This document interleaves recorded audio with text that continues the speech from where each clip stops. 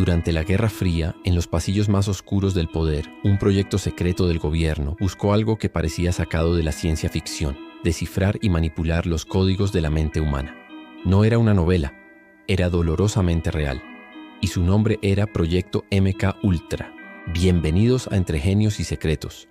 Hoy vamos a desvelar una de las historias más inquietantes y polémicas de la ciencia moderna. Un viaje a los límites de la ética y el poder.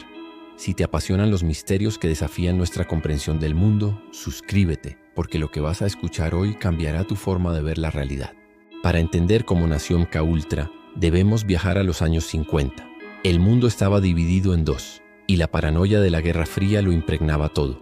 Las agencias de inteligencia estadounidenses vivían con el temor constante de que sus enemigos, principalmente la Unión Soviética y China, hubieran descubierto métodos para controlar la mente.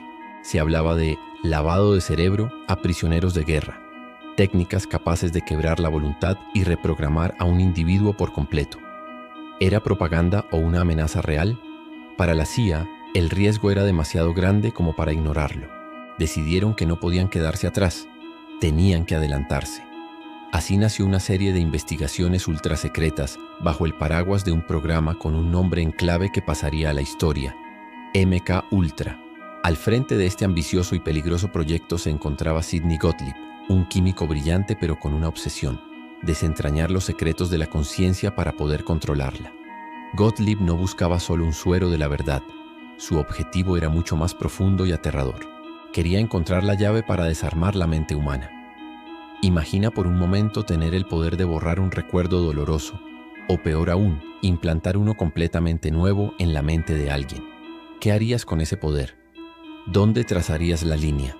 Para los responsables de MK Ultra, esa línea parecía no existir. La búsqueda de este control mental absoluto los llevó a experimentar con todo tipo de métodos. Reclutaron a voluntarios, pero también utilizaron, sin su consentimiento informado, a pacientes de hospitales psiquiátricos, prisioneros e incluso a soldados. Los experimentos eran variados y en muchos casos extremadamente crueles. Se exploró el poder de la hipnosis, la sugestión subliminal y el aislamiento sensorial prolongado, técnicas diseñadas para romper las barreras psicológicas de un individuo. Pero el pilar central del proyecto fue el uso de sustancias psicoactivas.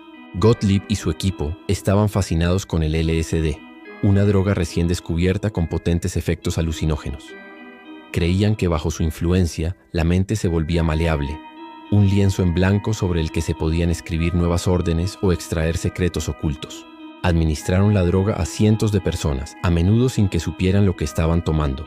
Agentes de la CIA dosificaban a sus propios colegas durante reuniones para observar sus reacciones. Se crearon casas seguras en ciudades como Nueva York y San Francisco, donde se atraía a personas desprevenidas para drogarlas y observar su comportamiento a través de espejos de una sola vista.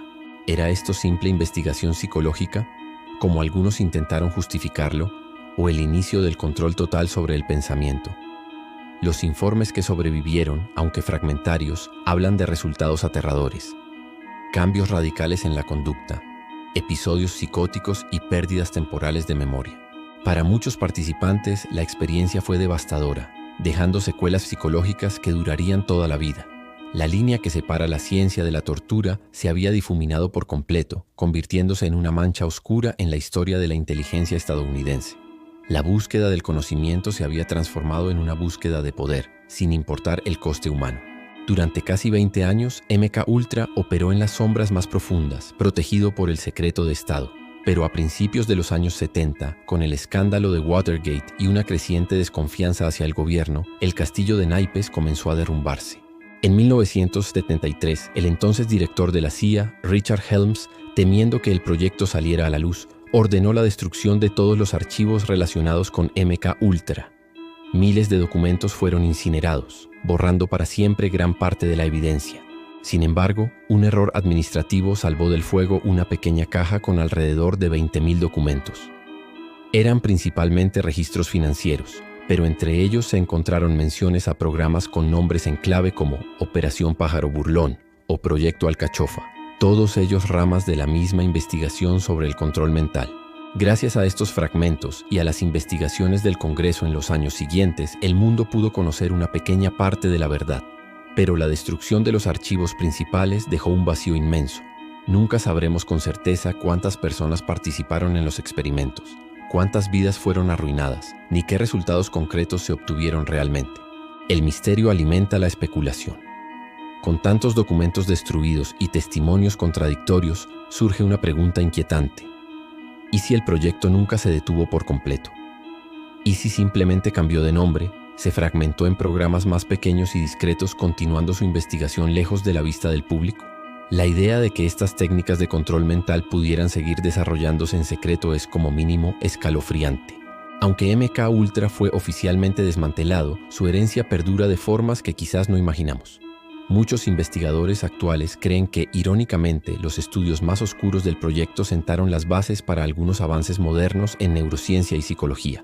El conocimiento sobre cómo las sustancias químicas afectan al cerebro, cómo funciona la sugestión o cómo la privación sensorial altera la conciencia, aunque obtenido de manera inmoral, contribuyó a nuestro mapa actual de la mente humana. Pero la influencia más visible de MK Ultra no está en los laboratorios, sino en nuestra vida cotidiana. Piensa en las técnicas de la publicidad moderna diseñadas para crear necesidades y asociar emociones a productos. Piensa en la propaganda política, que utiliza la repetición y los estímulos emocionales para moldear la opinión pública. O piensa en los algoritmos de las redes sociales, que aprenden nuestro comportamiento para mantenernos conectados, mostrándonos exactamente lo que quieren que veamos. Todas estas son formas más o menos sutiles de influencia y persuasión. El verdadero experimento de MK Ultra quizá no terminó en un laboratorio secreto en los años 70. Quizá continúa hoy, a plena luz del día, cada vez que alguien, ya sea un gobierno, una corporación o un algoritmo, intenta dirigir lo que pensamos, lo que sentimos y lo que creemos, a menudo sin que nos demos cuenta. La historia de MK Ultra nos deja una lección profunda y perturbadora. El poder más grande no es el físico, no es el de las armas o los ejércitos, es el poder silencioso, el que logra entrar en tu mente sin que lo notes. Es el poder de controlar la narrativa, de definir la realidad misma. Y protegernos de él requiere una vigilancia constante y un pensamiento crítico afilado. Gracias por acompañarnos en este viaje a las profundidades de la ciencia y sus secretos. Si esta historia te ha hecho reflexionar, suscríbete a Entre Genios y Secretos y activa la campana. En nuestro próximo episodio exploraremos otro misterio fascinante que une la luz del genio con las sombras del poder. No te lo pierdas. Hasta la próxima.